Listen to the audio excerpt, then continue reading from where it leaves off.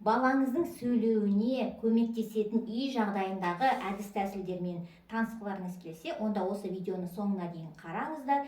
Менің каналыма жазылып, осындай пайдалы ақпараттармен таныс болыңыздар. Ірі моторика дегеніміз, ол көбінесе балалардың жүгіріп, секіріп, өрмелеп, бірдеңені қағып алып, бірдеңені лақтырға арналған осындай физикалық іс-әрекетті қажет ететін ойындар түрлері, қозғалыс түрлері.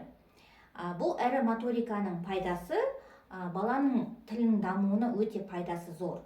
Себебі бала ойнаған кезде, жүгіріп секірген кезде оған ұнайды, және ол эмоция шығарады. Эмоция шығарғаннан кейін белгілі бір дыбыстар шығады. А, о, и деген сияқты. Сондай әріптерден кейін сөздер пайда болады, сөздерден кейін сөйлемдер пайда болады. Одан кейін ойлау қабілетін дамытады. Балансты ұстауға көмектеседі, тепе-теңдікті дұрыс ұстауына көмектеседі, және стратегиялық тұрғыда да баланың ойлау қабілеті дамиды. Ойын жинақтауға көмектеседі. Сонымен қатар бұлшық еттердің белсенді қозғалуына да әсерін тигізеді.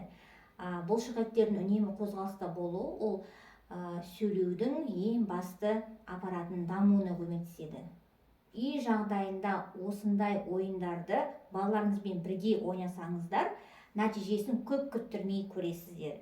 Кешкі уақытта жұмыстан келген кезде телефонға үңілмей, осындай ойындарды балаларыңызбен бірге ойнауға кеңес беремін.